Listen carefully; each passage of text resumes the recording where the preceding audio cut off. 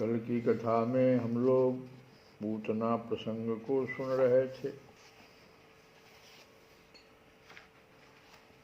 और यह प्रसंग जो है हम सबों को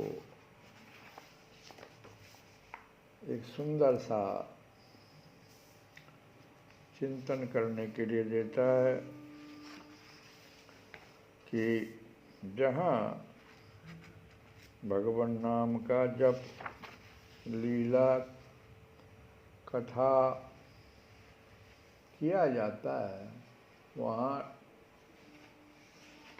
राक्षसी योनि का प्रवेश नहीं होता है। पूतना किन बच्चों को मार रही थी? वे बच्चे वही थे जो राक्षस बनने के लिए आए थे, आगे जाकर के राक्षस कुल का बढ़ोतरी कर देते। जब पूतना ब्रज के निकट आ गई, 7वां दिन हो गया था और वह अपने सुंदर रूप को सजा करके पहुंची थी तो ब्रजरानी उस समय शिशु को लार लड़ा रही थी। बैठी होते जसोदा मंदिर, हुलरावती सुत श्याम कन्हाई, प्रगट भई तह आई पूतना।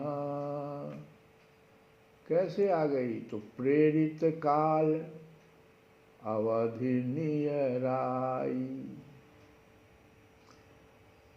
और ब्रजरानी जो है अपने शिशु का पलना झूलन उत्सव कर रही थी। अभी भी वे रोहिणी एवं अन्य गोपियों के साथ बैठी हुई शिशु को उसी पालने पर लिटाकर मुख चूम चूम कर गीत गा रही थी। जननी उबटी अन्वाय अतिक्रम सो लय गोद, पौराए पट पालने शिशु निरखी निरखी मन मोद। गीत गा रही है पालने पर लिटाकर मुख चूम चूम कर, और उसी समय राक्षसी उनसे कुछ दूर पर खड़ी हो जाती है, क्योंकि वह निर्बाध है, कोई उसको बाधा नहीं, कोई रोक नहीं रहा है, वो निर्बाध वहां तक पहुंच जाती है।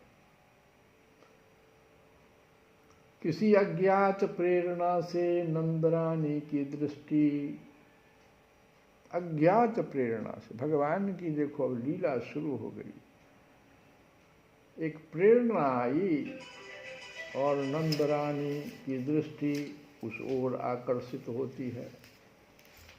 हठात एक अतिशय सुंदरी दिव्य रमणी को देखकर वे चौंक पड़ती है, बरबस उठ पड़ती है और अभ्यर्थना करने लग जाती है। क्या कहती है सो सुनो। पूतना से कहती है कि आवती पीठ बैठनी दीनो, बैठने के लिए भी देती।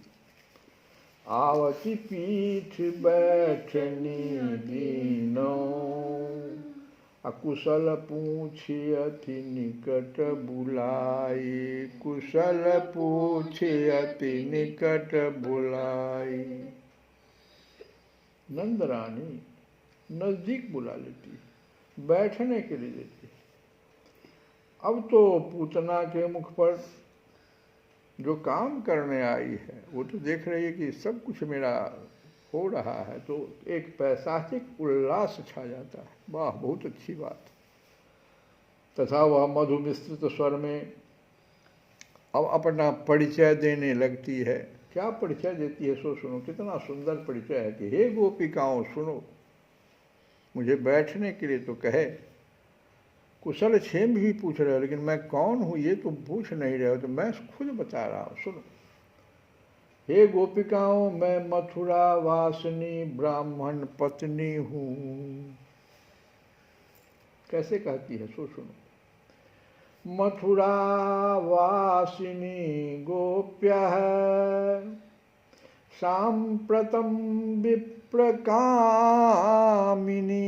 विप्रकामिनी कह रही है। मैं ब्राह्मण पत्नी हूँ, अभी संदेश वाहकों के मुख से लोगों ने मुझे सुनाया, संदेश वाहक कि आपके यहाँ एक सुंदर बच्चा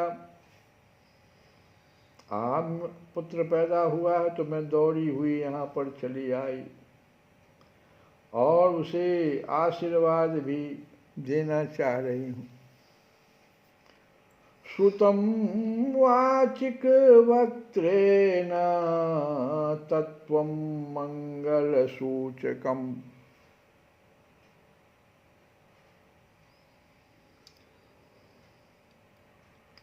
श्रुत्वा गताहं तं द्रष्टुम् आशीषं कर्तुम्।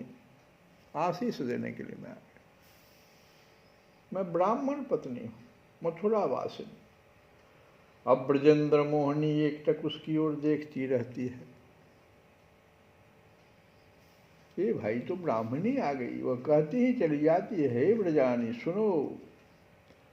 अब जो है वो पूतना थोड़ा और भी उल्लास में आकर के और कहती जाती है, आगे सुनो क्या कहती है कि हे ब्रजरानी सुनो, एक और भी रहस्य की बात है। मैं इस रहस्य की बात को अब तक किसी से नहीं बताई हूँ। मेरे स्तनों में निरंतर अमृत, और कौन सा अमृत? सर्व मंगल दायी अमृत। मेरे स्तनों में निरंतर अमृत झरता हुआ रहता है। मम चौ स्तनौ सर्वश्रेयसतनौ नित्यम अमृतम क्षरत। और इसके पीने से एन पीतेन सोऽयं निसंदेह सिद्ध देह स्यात्। और जिसके पीने से तुम्हारे शिशु का शरीर अमर हो जाएगा।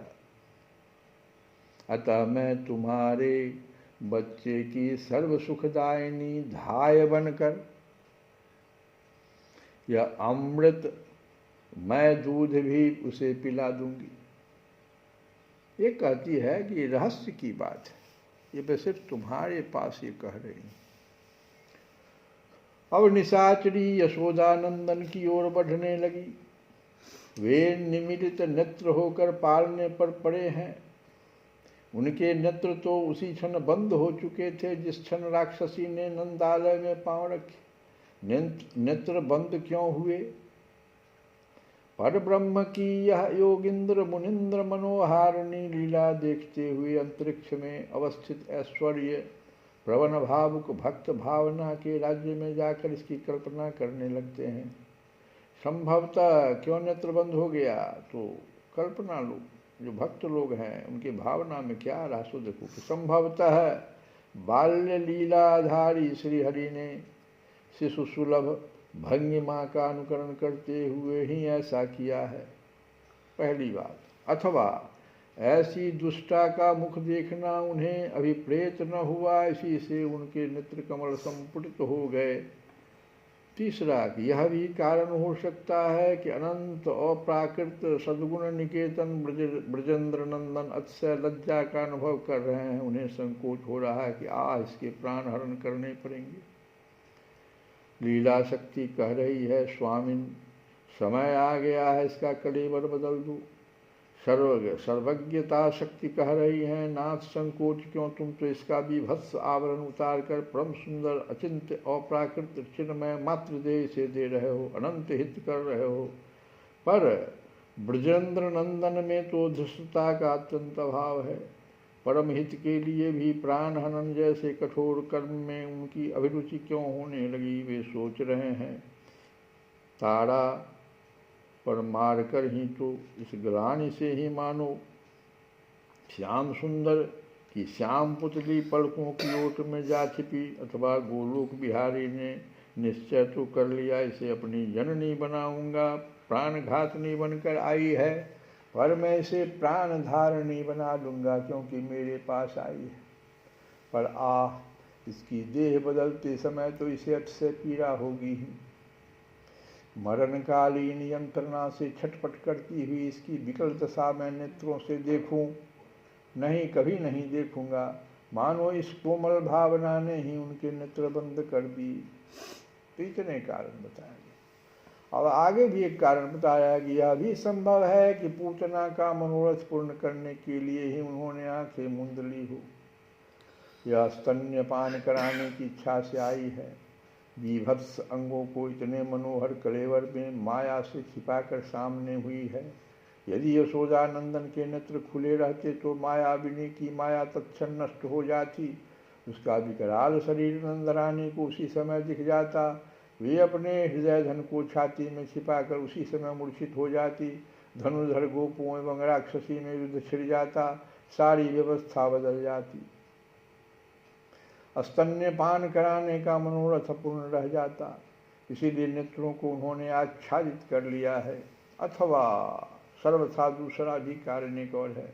ऐसा प्रतीत होता है मानो प्रभु इधर से पूतना की ओर से दृष्टि समेटकर अंतर की ओर चले गए हैं। सर्वज्ञ स्वामी ने अपने उदर में अवस्थित अनंत लोकों की आकुलता जान ली है। दीनबंधु ने देखा इस क्षण मेरे उदर में स्थित सभी प्राणी व्याकुल हैं। प्राणी सोच रहे हैं यह राक्षसी स्तन्यपान कराने के बहाने हलाहल कालकुट विष पिलाने आई है। इस मलिन गूढ़ अभिसंधि को लेकर ही यह सामने खड़ी है। और यदि प्रभु ने भी विषपान कर लिया, विष को उदरस्थ कर लिया, तो उस दुस्सह विष के संपर्क से ही हम लोगों की क्या दशा होगी। हम लोगों का तो सर्वनाश हो जाएगा। इस विचार से वे अतिशय व्यथित हैं। इसलिए मानो सर्वेश्वर सर्वलोक महेश्वर ने उन व्याकुल प्राणियों को अभय प्रदान करने अंतर्देश में जाकर डरो मत, विष से निर्भय रहो, मैं पीऊँगा, फिर भी विष की ज्वाला तुम्हें स्पर्श तक न कर सकेगी। इस प्रकार अभय वाणी सुनाने के लिए अपने नेत्र बंद कर लिए हैं, इधर से दृष्टि हटा लिया है। कुछ भी कारण हो, ब्रजेंद्र नंदन के अंजन अंजित निमिलित नेत्रों की शोभा तो देखते ही बनती है, मानो नीलकमल कोड़कों की संपुटित अग्रिम पंखुड़ी पर दो मधुमत्त भ्रमर विश्राम कर रहे हों। अब ब्रजरानी रोहिणी एवं अन्य गोपियों के देखते ही देखते वह राक्षसी यशोदानंदन को गोद में उठा लेती है तथा अतिशय वात्सल्यपूर्ण प्रेम पूरित हाव भाव का प्रदर्शन करके कंचुकी की को अपसारित करती ही उनके लाल लाल ओठों पर दुर्जर विष संसिक्त स्तनाग्र रख देती है। शिशु यशोदानंदन चुक चुक शब्द करते हुए दूध पीना प्रारंभ करते हैं, पर वे केवल दूध ही नहीं पीते, दूध के साथ साथ यातुधानी के मलिन प्राणों को भी पीने लग जाते हैं। 2 ही 4 क्षणों में पूतना के समस्त मर्म स्थानों में अतिशय पीड़ा होने लगती है और वह बोलने लगती है, छोड़, अरे छोड़ छोड़ छोड़ छोड़, कहती हुई बालक को वक्षस्थल से उठाकर अलग दूर फेंक देना चाहती है, पर उसने तो स्तनों को हाथों से अत्यंत दृढ़तापूर्वक पकड़ लिया है। राक्षसी ने अपना सारा बल लगा लिया, तो भी हाथ तो छूटते नहीं। इधर प्राण धमनी प्राण शून्य होती जा रही है। अब तो मर्मांतक व्यथा से वह हाथ पैर पटकने लगती है, बार बार भयंकर चित्कार करने लगती है, पर यशोदानंदन तो दूध पीना नहीं छोड़ते। इतनी ढलक से पी रहे हैं मानो दूध नहीं अमृत की धारा हो। वास्तव में ही अब वह विस्मय दूध धारा नहीं रही, अनेक बंदूक पुष्प की कलिका सदृश अरुणिम अधरपुटों का संस्पर्श पाकर अमृत धारा बन चुकी है।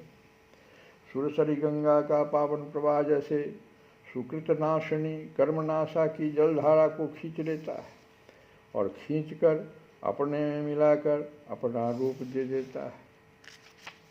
ऐसी मलिन धारा भी पवित्रतम बन जाती है, वैसे ही यह पूतना स्तन निर्गत विषधारा भी अत्यंत पूत पीयूषमयी बन गई है। अब यशोदानंदन को वक्षस्थल पर लटकाए पूतना विद्युत गति से आंगन में चली आती है। सारे अंग पसीने से भीग गए, आंखें भी उलट गई है। इसी अवस्था में मानो किसी ने हाथ से उठाकर उसे ऊंचे आकाश में फेंक दिया हो। इस तरह वह मायावनी ऊपर उड़ने लगती है। असह वेदना के कारण ज्ञान खो बैठती है, माया भूल जाती है। बस वह मोहन सौंदर्य नष्ट हो जाता है। उसके स्थान पर अत्यंत विकराल विशाल उलूकी शरीर प्रकट हो जाता है। भयंकर गर्जना करती हुई वह मथुरा की ओर उड़ जाती है। आज इस क्षण नंद नंदन को अपने हृदय पर रखकर वह राक्षसी उड़ी। उसी क्षण रोहिणी एवं नंद गेहनी के प्राण भी मानो उसके फटे हुए हृदय कमल से निकलकर उसकी अपेक्षा भी द्रुत गति से उड़ चले। मर्मांतक पीड़ा से व्यथित होकर जिस समय पूतना भयंकर चित्कार करने लगी, उस समय अगणित भूधरों के साथ पृथ्वी कंपित हो उठी। ग्रह चक्र के सहित अंतरिक्ष स्पंदित हो गया। सप्त पाताल एवं दिशाएं निनादित हो उठी। बहुत से प्राणी वज्रपात की आशंका से पृथ्वी पर गिर पड़े। अब उड़ते समय भी ऐसी ध्वनि हो रही है मानो ब्रजपुर का आकाश अतिशय प्रबल झंझावात से आक्रांत हो गया हो। अब आगे कंसराज का 6 कोस तक फैला हुआ एक अतिशय सुरम्य उद्यान है, जहाँ आम्र पनस आदि के अगणित वृक्ष शोभा से गर्वित हुए सिर उठाए खड़े हैं। इससे पूर्व राक्षसी बहुत ऊंचे पर उड़ रही थी, पर जैसे ही इस उद्यान का आकाश आया कि उसका विशाल शरीर भी नीचे उतर आया। नहीं, ब्रजेंद्र नंदन की अचिंत्य लीला शक्ति ने उसे नीचे ढकेल दिया। अब तक वह उसे ऊपर उठाए हुए थी, अब नीचे गिरा देती है। अब वह वृक्षों को छूती ही उड़ने लगती है। एक तो अतिशय विशाल काया है, दूसरे विशाल पक्षी की विस्तारित कर फटफट करती हुई वह उड़ रही है। तीसरे प्राणांतकालीन वेदना से तड़पती रहने के कारण उड़ने का वेग अत्यंत प्रबल हो उठा है। इसीलिए परिणाम यह होता है कि मनोरम उद्यान की सारी वृक्षावली उसकी पांखों के आघात से समूल उखड़कर टुकड़े टुकड़े होने लगती है। 6 कोस की सीमा पार करने में राक्षसी को कुछ ही क्षण लगे, पर इतनी ही देर में उसके पक्ष संचालन की चोट से कंसोद्यान का एक एक वृक्ष चूर्ण विचूर्ण हो गया। 6 कोस के विस्तार का वह उद्यान सहसा वृक्ष शून्य हो गया। राक्षसी ब्रज की तो किसी एक लता पल्लवी का भी एक पत्र तक नष्ट न कर सकी, लेकिन कंस के विशाल वाटिका उजड़ गए। इसलिए ऐसा हुआ कि वाटिका असुर कंस की थी। वाटिका के वृक्ष भी असुर भावापन्न थे, इसमें कुछ भी आश्चर्य नहीं।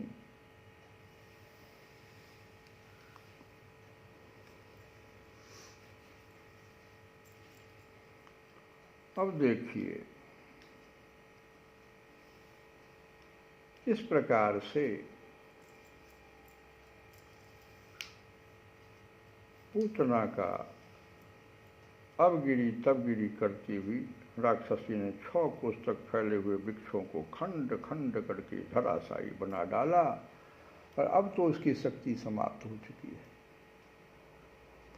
पूतना का शरीर निष्प्राण होकर गिर पड़ता है। वहाँ गिरता है जहाँ निर्जन वन के बीच एक निर्वृक्ष समतल भूमिखंड है। यह भूमिखंड ब्रजेंद्र के अधीन है। प्रतिदिन प्रातःकाल ब्रज की समस्त गायें इस स्थान पर एकत्र होती है। गोप उन्हें दूहते हैं। इस समय के अतिरिक्त वहाँ कोई भी नहीं रहता, कोई भी कार्य नहीं होता। पूतना के प्रकांड मृत शरीर को धारण करने योग्य यही यह स्थान है। लीला शक्ति ने ही पहले से ही इसकी भी व्यवस्था की है। और राक्षसी का शरीर जो ही आकाश से पृथ्वी पर गिरता है, गोपांगना वहाँ पहुँच जाती है, मानो वे यातुधानी के साथ ही उड़कर आई हो।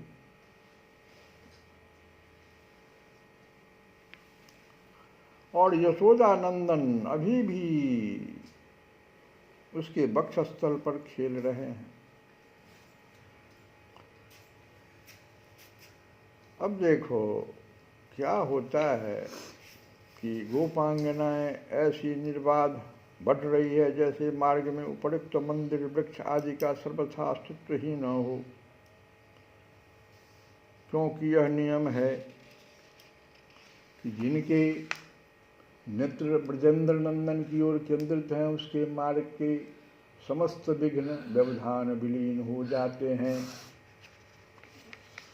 और ब्रजरानी पुत्र को छाती से लगाए गदगद कंठ से कहती है कि बहनों ब्रजस्वर सदा से उपराम थे, पुनः हो पुत्र हो न हो, दोनों में उसकी समान वृत्ति थी। मैं उनकी दासी हूँ, इस सर्वांश में उनका अनुगमन मेरा धर्म है, इसलिए मैं भी उपराम हो चुकी थी। हम दोनों ने निश्चय कर लिया था पुत्र रहकर ही जीवन यात्रा समाप्त करनी है, पर तुम सबकी अभिलाषा ने हमारी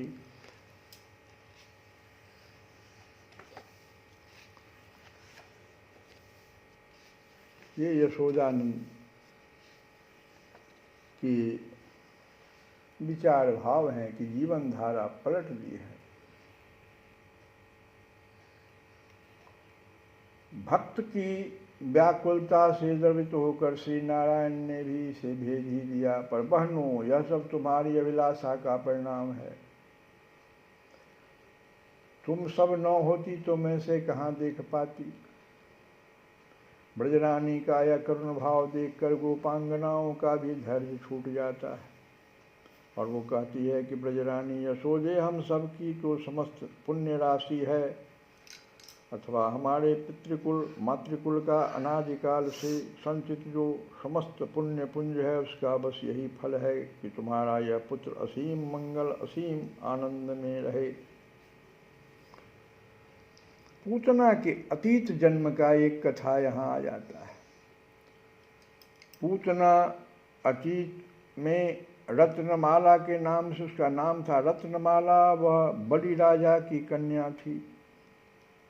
जिस समय भगवान वामन राक्षसराज बलि के यज्ञ में पधारे उस समय वामन के सुंदर सर्वकलेवर को देखकर रत्नमाला का अंतर हृदय वात्सल्य से भर गया। अभिलाषा हुई इस बटु को मैं पुत्र के समान अपने वक्षस्थल पर धारण करती, यह मेरा स्तनपान करता। यह अभिलाषा वामन के हृदय में प्रतिबिंबित हो गई, नहीं सदा के लिए अंकित हो गई। उन्होंने तत्क्षण ही मूक एवमस्तु कह दिया, पर रत्नमाला इसे सुन न सकी, बल्कि कुछ ही क्षणों में अपना यह मनोरथ भी भूल गई। इतना ही नहीं, वामन ने जब बलि का सर्वस्व हरण कर लिया उस समय रत्नमाला क्रोध से जल उठी, बटु का प्राण लेने के लिए व्याकुल हो उठी, पर बलि ने निषेध कर दिया। पिता की आज्ञा टाल नहीं सकती थी, खिन्न होकर चुप रह गई। इस तरह यह संकल्प भी अपूर्ण ही रह गया। रत्नमाला कालक्रम से इस बात को भूल गई, पर वामन कैसे भूलते। वे तो रत्नमाला से वात्सल्य भाव का ऋण ले आए हैं, बदले में एक वस्तु बंधक रखाए हैं। वामन के इसी ऋण का परिशोध तो ब्रजेंद्र नंदन ने किया।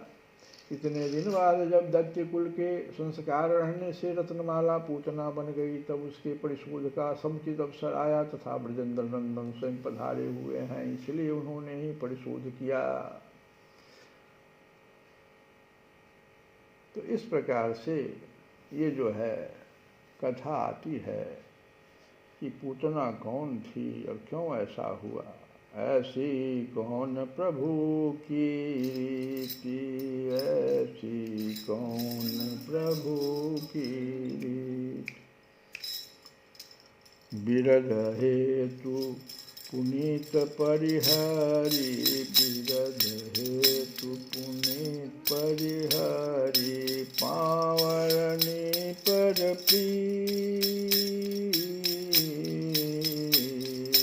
गई मारन पूतना कूट, काल कूट लगाई, मातु की गति दयिता ही, कृपालु जादव राई।